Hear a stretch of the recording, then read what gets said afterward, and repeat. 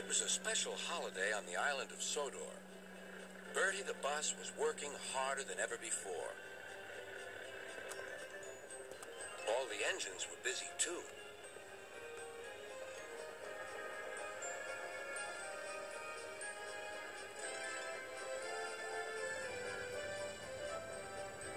Duck was waiting for his next journey. Near him stood a red bus, but he didn't look friendly like Bertie. The bus growled as he gazed at the happy passengers. "Stupid nonsense," he grumbled. "I wouldn't have brought them if I'd known. I'd have had a breakdown or something." "I'm glad you didn't," smiled Duck. "You'd have spoiled their fun." "Bah! Enjoyment is all you engines live for. One day railways will be ripped up." Duck felt shocked at such an idea. "We have a friend called Bertie, and he's a bus, but he likes the railway. Sometimes he teases us about it, but he'd never want to see it ripped up." "Huh," growled the bus. "I know Bertie. He's too small in size to be of any use." Duck took no notice. "That bus is silly," he thought, as he steamed away. At the junction, Duck told Oliver all about him.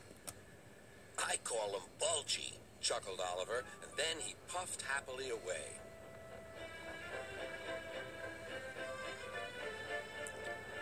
But that afternoon, when the two engines met again, Oliver was no longer laughing.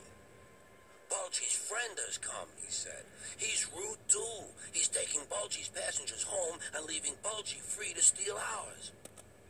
"But he can't," objected Duck.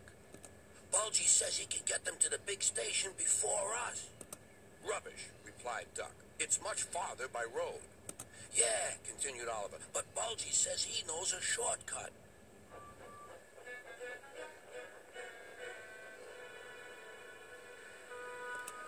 That evening, the engines were preparing for the homeward rush.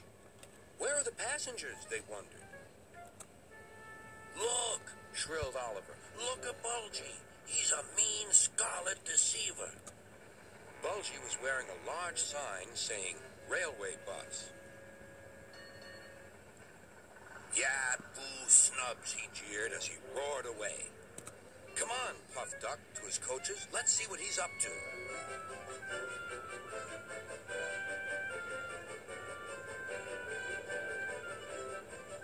Duck wanted to get back at Bulgy, but he wasn't sure how.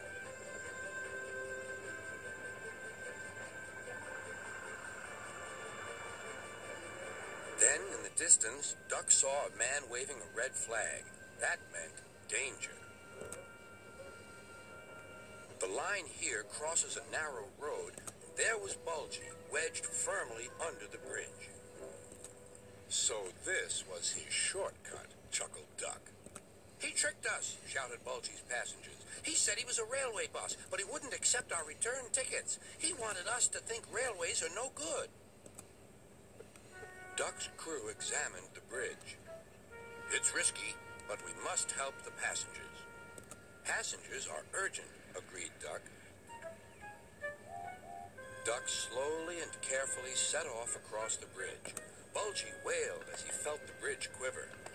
"Oh, oh!"